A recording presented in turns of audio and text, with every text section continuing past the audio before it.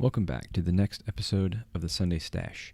I'm here with episode number 26, and I'd actually originally thought that I was going to go pretty quick with this, and I think it might end up going pretty quickly. I got a couple pages worth of notes here. Just going to real quickly talk about the upcoming, the past Champions League matches and the upcoming Champions League matches for this, I think it's the quarterfinals, leg 1 and leg 2. And then I want to touch on the end a little bit about my personal frustrations with what's going on with Major League Baseball right now. It has nothing to do with the All-Star game. I know that that's a hot topic right now, but my personal frustrations, I couldn't care less about Major League Baseball moving the All-Star game. I mean, they can do what they want. They're a private organization. My frustrations come with something different, but I'll get to that in the end. So anyway, I'll start off with the Champions League stuff. So I'll do a reminder on the teams that are actually still in right now. So we got Bayern Munich, PSG, Chelsea, Porto, Liverpool, Real Madrid, Borussia Dortmund, and Manchester City. So anyway, the first match I want to talk about here is Bayern Munich versus PSG. And the final score of this match actually turned out to be a surprise to me, because it was PSG with 3 goals and Bayern Munich with 2. Don't really think that PSG is all that strong of a team, personally. I thought that Bayern Munich was going to be much stronger, but it's what it is. This is how the games turn out sometimes. So anyway, very early on, Mbappe, I think it was like the 3rd minute or something like that, Mbappe was able to score very quickly. He ended up kicking the ball, and it went through Neuer's legs. That's the Bayern Munich's goalkeeper. So then I'm actually not surprised that he was able to score, but I was actually surprised that PSG was able to score. And I know that doesn't really necessarily make a lot of sense, but what I mean by that is Mbappe is this like electric player. He's kind of like Haaland, where he's the guy that's out there. Like when you think of PSG, personally, when I think of PSG, I'm thinking of Mbappe. When I think of Borussia Dortmund, I'm thinking of Haaland. When I'm thinking of Barcelona, I'm thinking of Messi. These are that's the face of the team. I think that that's Mbappe personally.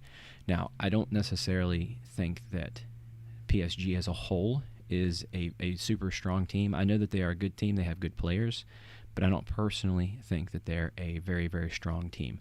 I am a little bit surprised that they made it this far, but I think a lot of that has to do with Mbappe. He is this electric player that does all that. I don't think that they would be this far if they didn't have him. The same can be said for a lot of these teams. Bayern Munich, they're very good, but without Lewandowski, maybe they wouldn't be this far. Borussia Dortmund, without Haaland, I think he's got like 9 goals in the Champions League right now. Without him, maybe they wouldn't be this far. So I think you can kind of say the same thing about a lot of teams. But anyway, personally, I don't necessarily think that the French team is as strong as they should be or that they could be. So anyway, that's just my opinion. It may not be popular opinion, but that's it. So anyway, moving on, the next goal came in the 28th minute, and at this point, I kind of felt as though Bayern Munich was essentially done for. 3rd goal, Bayern Munich was able to bring one back, and that happened in the 38th minute. And then that actually was this guy named Moting. I think I'm not 100% sure how to pronounce his name, because he's a Cameroonian player. He's the guy that actually replaced Robert Lewandowski due to his injury. So, and then it actually became tied up in the 60th minute when Thomas Müller ended up scoring off of a header. And then finally in the 68th minute, Mbappe came around again for his 2nd goal, and he essentially finished Bayern Munich off in this and total out to be 3-2, and PSG is in the lead. There are some interesting statistics from this match, which I actually found to be really kind of telling when you actually take a look at it. When you look at these stats without actually seeing the score, you might actually think that Bayern Munich completely dominated this match, which they pretty much did in every single category except the score. They had 31 shots total, and 12 of them on target. That's to the 6 shots and 5 on target that PSG had. So obviously, Keylor Navas, which in my opinion, very good goalie. I don't know why Real Madrid got rid of him, but they did. They decided to go with Courtois, and it's what it was. For him to have 12 shots on, them to have 12 shots on target, and for only 2 of them to go in, I think that's pretty good. So anyway, 64% possession towards Bayern Munich to the 36% possession for PSG. Bayern Munich had more passes. They had higher passing accuracy. They had more corner kicks. They even had more fouls. So, obviously that doesn't really go advantage Bayern Munich, but they did. So Bayern dominated in the stats, but they couldn't seem to get the ball in the net more than just the 2 times that they actually scored. That, in my opinion, makes it kind of tough to end up winning even if you're just kicking the ball at the net and everything. 31 total shots is a lot. Only for 12 of them to be on target, it's pretty tough. Now, if Bayern Munich can keep that up and increase their accuracy in the next match, I think that they might stand a better chance. Now, moving on from the actual match itself that ended 3-2 in the advantage PSG, I didn't realize that going into this match that there were going to be some key injuries that were actually going to affect the players in this game, because I didn't actually see that Robert Lewandowski was actually injured leading into this match. I was out actually on match day. I was looking for him on the field because I figured he was like this X factor for the team. But supposedly he had actually gotten injured in a week prior or something like that when he was playing with Poland. So that's a calculated risk that these players have to take and the teams have to take in allowing these guys to go and do that kind of stuff. So it's just what it is. And, obviously Bayern Munich allowed Lewandowski to go and do this, and he got hurt. And it's just the way that the game works. So it actually kind of really sucks for him, because I didn't actually think he was going to, when I found out about the injury, obviously I knew he was going to miss the one match, but I didn't think he was going to miss a second match, which actually it's looking as though he may end up missing a second match. So we'll see what ends up happening with all of that. And it does suck that they're going to end up missing a key factor in their offense, and that's going to end up making it really tough because PSG had all of those goals. They had 3 goals, and they were all away goals. So and anybody who knows soccer, away goals are so important when it comes down to actually winning matches and everything like that. So it's going to be big for them. So keys to the game for Bayern Munich are going to be to limit the impact of Mbappe and Neymar and keep them from scoring. And they obviously have to continue to score. The keys for the game for PSG is to take possession and keep it.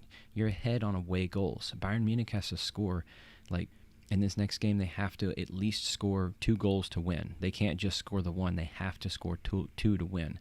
So a 3-2 match is not a huge margin, and I still think that Bayern Munich has it in them to come back. They just have to keep taking shots, and they have to keep kicking the ball at the net. Eventually, something's going to go in. They put 2 past Keylor Navas in the last game, so we'll see if they can do it again. Moving on to the next match, it's going to be Chelsea and Porto. And I'm not too surprised on this one. I wasn't too surprised when I did the episode before and I talked about this.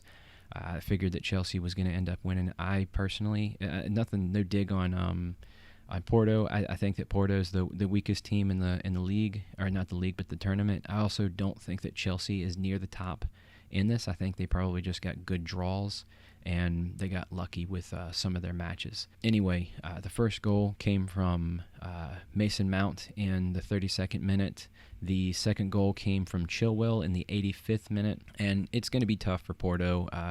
They are technically the away team in this upcoming match, even though I think both are actually taking place in Seville in Spain. So both games actually took place in the same stadium, but I think it ended up being that Chelsea was the home team before, so they got 2 home goals, and now if Chelsea scores a away goal, it's going to be even that much more difficult for Porto. So we'll see how things go.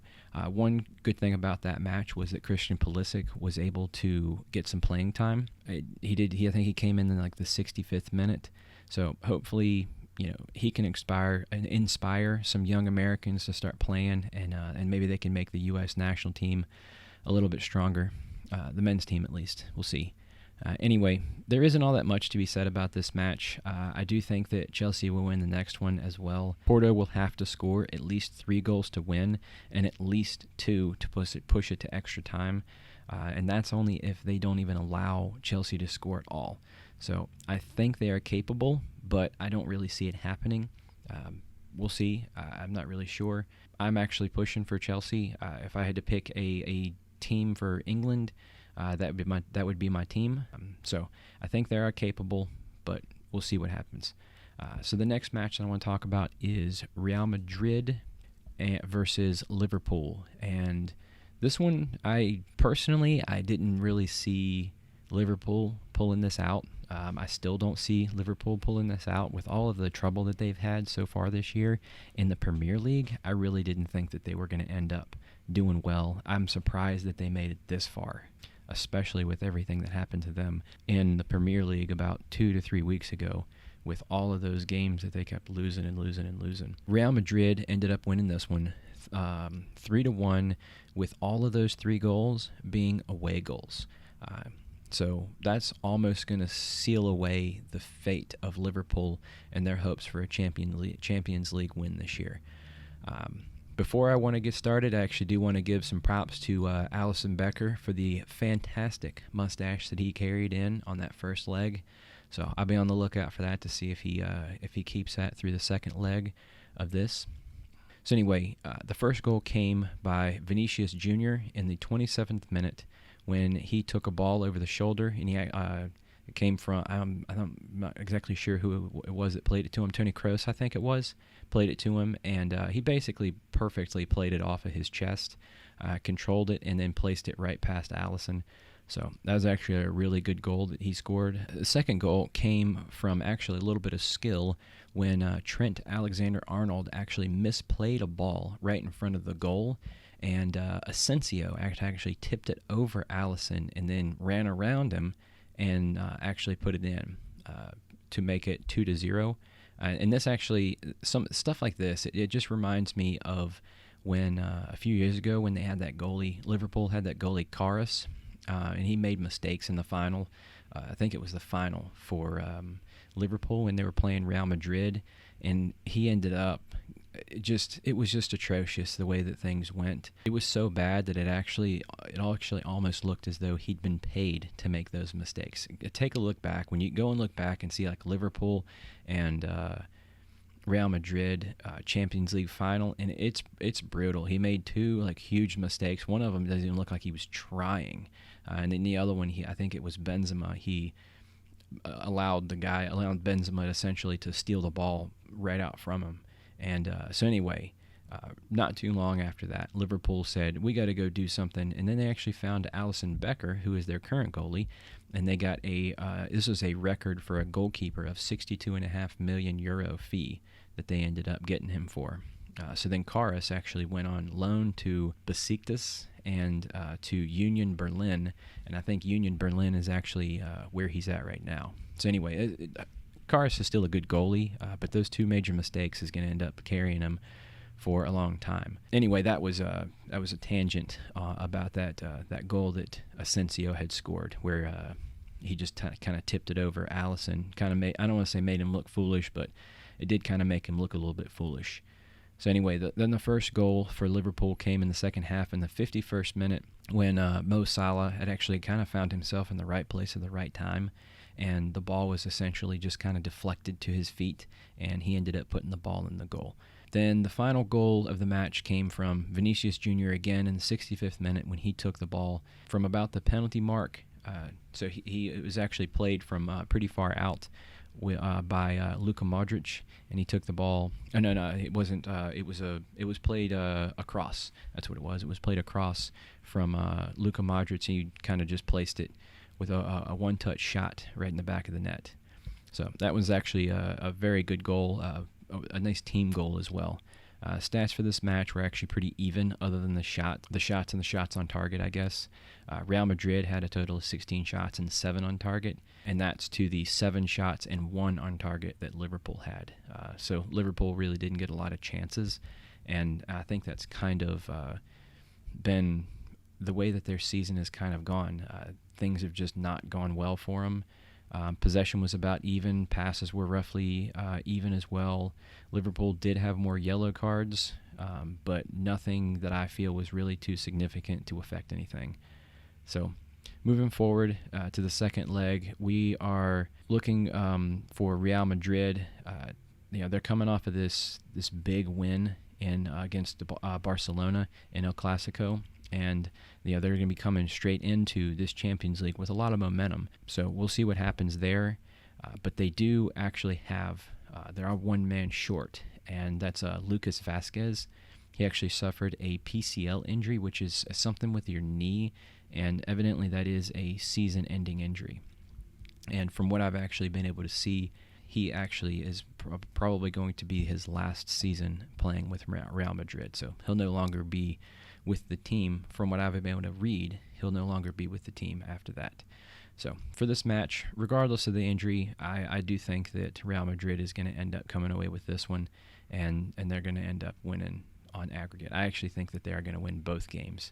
I do think that Real Madrid is deceptively good. I still think that Karim Benzema is one of the best center forwards / strikers out there right now. I know that may kind of goes against, because he's a French player, and he didn't even play in the World Cup. But I still think that he's very good. He finds himself at the right place at the right time all the time, and maybe that's a reflection of the fact that he plays for Real Madrid and they put the ball in the box a lot. He's got Toni Kroos and Luka Modric who can put the ball to him very well, but I still think that Karim Benzema is deceptively good when it comes to his ability to play. Maybe he's not going to be as good if you put him with a different team. I don't know. Maybe if you put a different guy, maybe if Real Madrid is able to get Haaland, maybe he gets put up there and Benzema plays a different role. You never know, but I still think that he is actually quite good. So anyway, I think Real Madrid is going to take that match, both matches, running away with it from Liverpool, and it's going to be pretty embarrassing. That's my opinion. So anyway, the last matchup that I want to talk about is Manchester City and Borussia Dortmund. So this match ended in a win for Manchester City with a 2-1 lead. It was a home game for Manchester City, so both of those goals only mean something if they can keep the trend going in the second match. Dortmund has a lot of skill, so I wouldn't be surprised to see them actually score a decent amount. When I looked through their history this season, they have lost a few games, and they do give up some goals every once in a while, but they also have the capability of scoring a decent amount of goals. With all of these teams in this, I may have, talked some shit about some of them, but they're all here for a reason. They've all made it this far. It's the top 8 teams in Europe currently, technically. So there's a reason that they all made it here, and they're all very good teams. Some are just a little bit better than others. Anyway, this game was a little bit controversial due to one play, but I'll talk about that in a second. The first goal came in the 19th minute with Kevin De Bruyne when he scored on a back pass from Mahrez. In the 59th minute, Haaland actually had a really good chance, but he kind of lost his balance and kind of took a little bit of a loose shot, but Ederson was able to actually block it.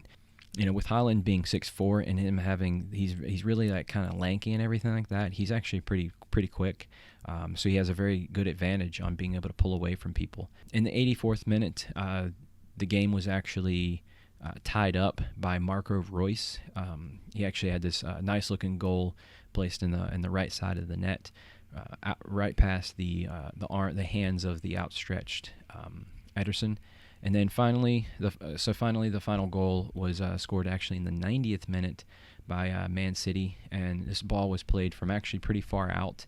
I don't remember the name of the guy who it fell at his feet. He brought it down, and then he kind of back passed it up to Foden, and he placed it perfectly right past the hands of the goalkeeper on the right side of the net. So other than the possession, I think statistically these two teams were fairly evenly matched when it all came down to it. I think Manchester City had most of the possession in this match. So anyway, it was a good match overall. Now, the one controversial part of this match came down to the 37th minute where Bellingham for Dortmund actually, he basically stole the ball from Ederson. So I guess Ederson I think he was outside of the box, and he wasn't able to grab the ball with his hands. So he brought it down with his feet. He was about to clear it, but this guy Bellingham, he ended up sticking his toe out and knocking the ball away. And then he actually ended up running it over, and he scored because there was nobody there. So he took the ball from the goalkeeper, and he scored. But the issue with all this is that the referee blew the whistle. So because the referee thought it was a foul, which I can definitely understand since Ederson ended up falling. And realistically, it's Emmy-worthy acting that he did because he didn't even get touched. Nothing touched him. I think maybe the ball touched him, but Bellingham's foot, nothing, his shin, nothing actually touched him. So, the referee thought it was a foul, so he called a foul, and turns out it wasn't actually a foul, and essentially Ederson falling down kept a goal from actually being counted as a goal. So realistically, this game should have actually ended 2-2, but it ended up not. And that would have been in the 37th minute, so you don't really know what would have changed as time moves forward, whether or not managers would have made different strategic plays or anything like that. So these are all factors to think of when we're talking about possibly going back in time and adding a goal in. So you don't know if that would have changed anything. I do personally think that it should have been 2-2, but there's not a whole lot you can do right now, and so Dortmund is down by 1 goal to Manchester's 2. So I think that Man City is the better team, and in the end I think they are going to win. But it actually would be exciting. It's kind of like when Ajax won a few years ago, and they just kept going and going and going and going. And eventually I think they lost to Tottenham or something like that. I think it was Tottenham that they ended up losing to. But it was a very good matchups. Very good games, especially even the game where they played Tottenham. Very good. So anyway, Dortmund's not as electric as Bayern Munich is in any of this, but they do have Haaland, and that makes up for a lot, which can end up propelling them through to the next round. The funny thing from this past week that I actually didn't even mention, which was actually additionally controversial, was the fact that there was a referee. I think he was just a lineman who ended up getting an autograph from Haaland while in the tunnel. And I don't remember if that was during halftime or if it was before the match, but it still doesn't really matter. Some people seem to think that it's a big deal that he got it, but honestly, I don't. It didn't even really help him out in the match, right? I mean, if this referee was trying to help him out, I mean, Dortmund got 2 fouls, Man City didn't have any, and on top of that, they had this goal that got called back. So, even if this referee was giving preferential treatment, he's really not doing a very good job of giving preferential treatment. So it's really nothing for me. It's not even really talking about anymore, other than just mentioning the fact that this guy got an autograph, and I guess he is donating the autograph to something else. So the big news was the fact that actually it's big news surrounding Haaland was not the autograph. It was the fact that Real Madrid and Barcelona had both met with him, and they're in the hunt for Haaland. He's an electric player. He's very good. It doesn't surprise me that people are wanting to go after. So, and they're willing to pay big money for him too. His agent is actually, I think, it's searching for somewhere over $1 million a week in wages for Haaland. So it's actually pretty crazy. There are only a couple of teams that have that amount of money to be able to pay for him. And from the report that I saw, there's only 2 teams that actually are able to pay that amount. It's PSG and Manchester City. Manchester City is owned by, it's something in Abu Dhabi, and that's the United Arab Emirates. So it's somewhere around Dubai, so in that area. And then PSG is actually owned by Qatar Investment Authority. Both of those, I would assume that the stuff with Abu Dhabi and the stuff with Qatar is all just oil money. So big oil money, actually. And speaking of the Qatar Investment Authority, as I started to kind of look in this a little bit, I wanted to touch on it a smidge just because of how much stuff they actually own. So they actually own a 17% stake in Volkswagen. Now, this is just a very small amount of what they own. They own like 5%, 6%, 7%, 10% of like a lot of different things. But the stuff that I'm going to mention is just the kind of stuff that kind of jumped off the page to me. So they own 7% stake in Credit Suisse. They own, so this is through the Qatar Sports investment. They own PSG, which is the best French team. The president of PSG is actually the director of Al Jazeera Sports, which owns BN Sports. He's also the chairman of BN Media Group, which actually owns a 51% stake in Miramax, which is here in the U.S. And I think and so like Al Jazeera stuff, BN Sports stuff, BN Media Group, all that stuff is headquartered in Doha, Qatar. So all this stuff, big oil money. They also own a bunch of stuff. I want to say it's a couple of $1 billion worth of real estate in New York City. I want to say they also own a couple of $1 billion of real estate in Australia. So they're very, very, very diversified in that Qatar Investment Authority. Anybody that's interested, I urge you to venture out and take a look at that, because it's pretty wild to see the amount of stuff that they are actually in. So now, I know that this is a little off topic, but, speaking of Qatar, I think it is actually important to talk about, and, I think it's important for people to know. Go take a look at all the human rights issues that are taking place in Qatar after they were awarded the World Cup for coming up here in 2022. Anyone that follows soccer, or anyone that follows soccer and the World Cup knows the deal here, how corrupt things were with how Qatar was handed the World Cup and everything, because it doesn't really make much sense. It's just that that part of the world doesn't make much sense. It's hot as hell in Qatar. Anybody that's ever been in or around or near the Middle East in the summertime, it's hot as hell down there.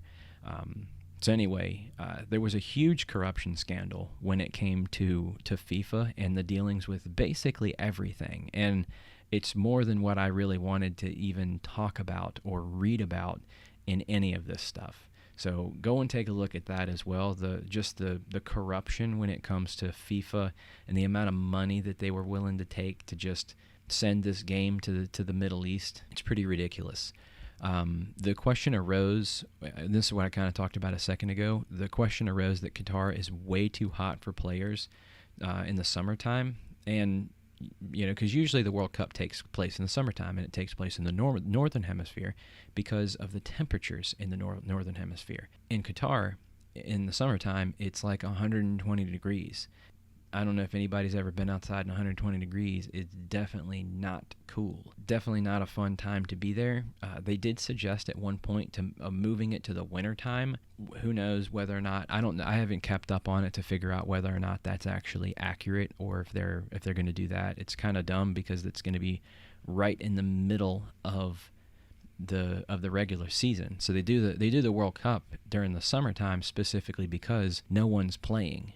No one's actually playing from end of May area to June. So no one actually is playing during June, July area. No one's playing in there, and then they start the season in August.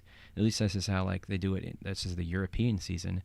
I think here in the U.S. they don't do that. They play in the summertime. So everything's wonky for us because nothing we do ever makes any sense. We have to do our own thing. So anyway, I'm way off topic on that. So anyway, they got all these massive human rights abuses that basically slave labor with all the migrant workers. And one of the things I read, I think it was the other day, I want to say that it was 6,500 workers have died in the construction of these stadiums. So that's pretty ridiculous. At one point, Kuwait had actually proposed making a gay test to keep gay people from traveling into the country. From what I can tell, I guess it was some sort of medical test to see if someone was gay, which inherently doesn't make any sense at all. So anyway, the whole situation is completely bonkers to me. None of it makes any sense. I guess alcohol is also banned in Qatar, but they were going to allow alcohol for the World Cup. And then this other thing where they it's something to do with Israel, and if Israel somehow ends up making it, that they would allow them to play even though Qatar doesn't recognize Israel as an actual state. Yeah, it's all wild in my opinion. I know that this may sound bad, but sometimes the ideas that people from that part of the world come up with, it just seems like La La Land to me.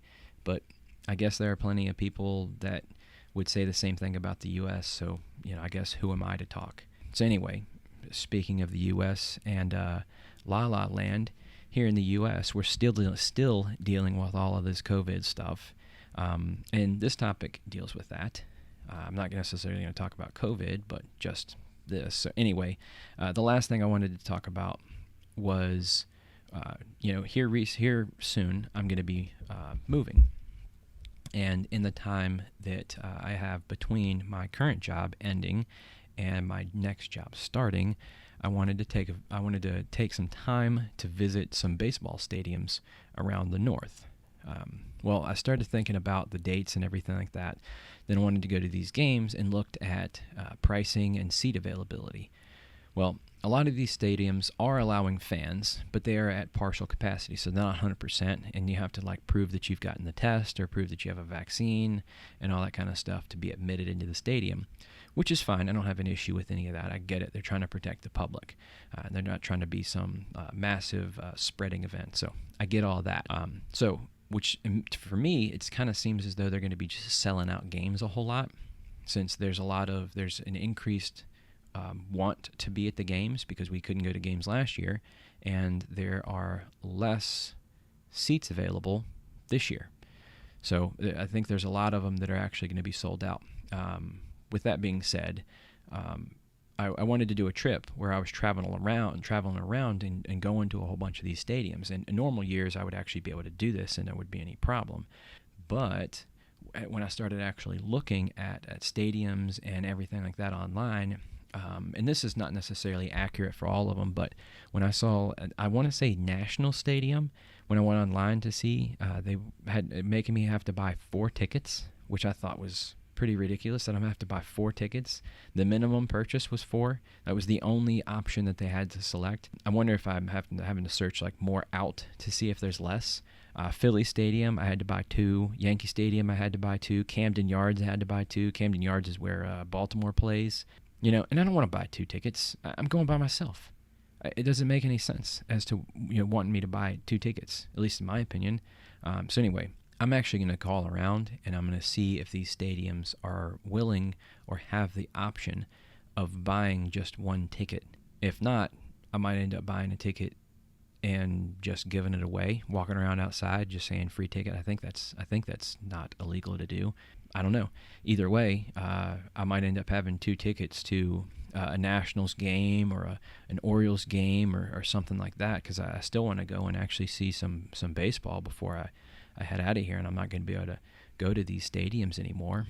So anyway, maybe they do offer the sections where there's only 1 ticket, and maybe it is just that they're all getting sold out before I have an opportunity to actually take a look and see the stuff. I don't really know. Either way, I do think that it seems a little dumb that in a world where they want us to social distance, you have to buy tickets in pairs.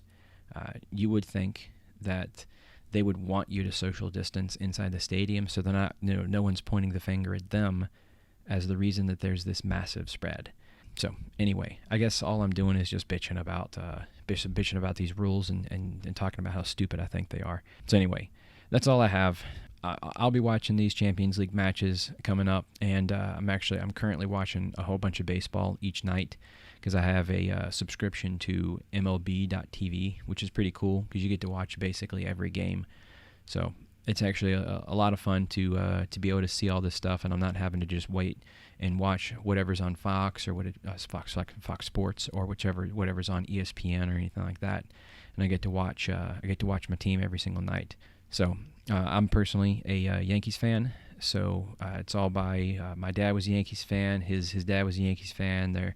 They're from New York. They grew up in Long Island. It's not just because they were good. They've all been Yankees fans for a long time. So it's not a bandwagon kind of thing for anyone who thinks maybe it's bandwagon stuff. So overall, all the baseball has been a good thing here recently. There was I think his name was Musgrove, Padres pitcher. He actually threw a no-hitter the other night, so I'm looking forward to seeing some other stuff like that. And I get MLB.TV gives me updates and everything of developing events. So like I was able to watch I think the last few innings of that because they sent an alert, and I saw that, and I was able to log on and swap over and pull up an extra window that had the Padres game on. So anyway, it's pretty cool stuff to be able to see. Be sure to like, share, comment, and subscribe, and that's all I have.